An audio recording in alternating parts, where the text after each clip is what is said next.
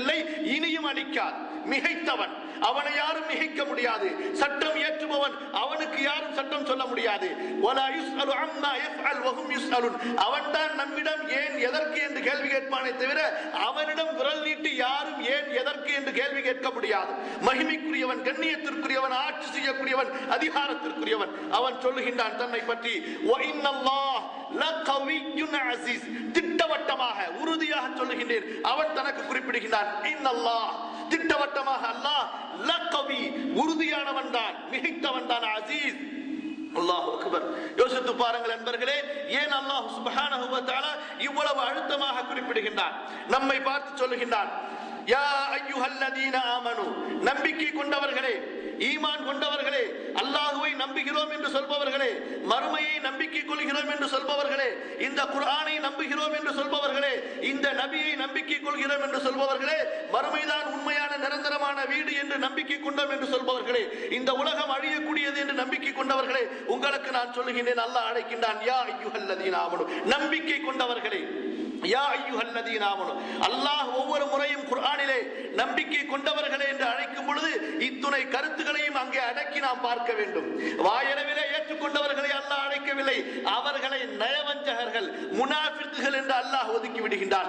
யா அய்யுஹல்லதீன ஆமனு, யாருடைய உள்ளத்தில் ஈமான், இறை நம்பிக்கை ஆழமாக பதிந்து விட்டதோ, அந்த இறை நம்பிக்கை அவரது வாழ்க்கையில் செயல்களாக பிரதிபலிக்கின்றனவோ, அவரது கொள்கையிலே, அவரது செயல்களிலே, அவரது சொல்களிலே, அவருடைய குணங்களிலே, அவருடைய கொடுக்கல் வாங்கலிலே, அவருடைய இறை வழிபாடுகளிலே, இப்படி ஒவ்வொரு துறையிலும் அவரை பார்க்கும் பொழுது ஒரு இறை நம்பிக்கையாளர், ஒரு அல்லாஹ்வையும் அல்லாஹ்வுடைய ரசூலையும் ஏற்று அவர்களுக்கு கீழ்ப்படிந்து நடக்கக்கூடிய உண்மையான முஸ்லிம் என்ற அடையாளம் காணப்படுகிறது.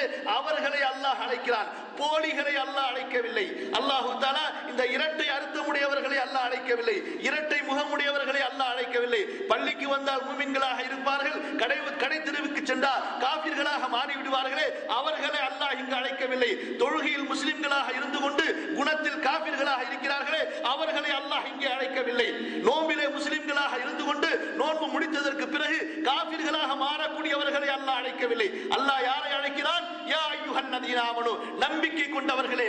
யாருடைய நம்பிக்கை அவரது சொல்லை, செயலை, குணத்தை, கொள்கையை, பண்பை மாற்றியதோ அவரை அல்லாஹ் அழைக்கின்றான். யா அய்யுஹல்லதீன ஆமனு, அல்லுங்கள். யாருடைய இறை நம்பிக்கை அவரது குணத்தை, சொல்லை, செயலை இறை வழிபாட்டிற்கு ஏற்ப, இறை கொள்கைக்கு ஏற்ப, இறை மார்க்கத்திற்கு ஏற்ப, அந்த இறை மார்க்கத்தினுடைய நபியினுடைய வழிமுறைக்கு ஏற்ப மாற்றவில்லையோ, அவர்கள் தங்களை தாங்களே வேண்டுமானால் முஸ்லிம்களாக, மூமின்களாக நம்பிக்கை கொண்டிருக்கலாம்.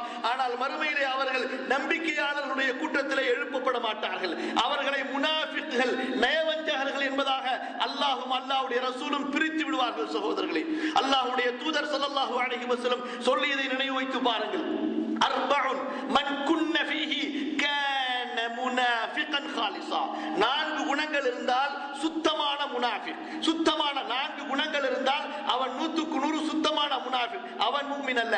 இதா ஹத்தஸ கதிப, பேசினால் பொய் பேசுவான். வ இதா வஅத அக்லஃப, கொடுத்த வாக்கிற்கு மாறு செய்வான். வ இதா காஸம ஃபஜர, தர்க்கம் செய்தால் அத்துமீறி வாதிடுவான்.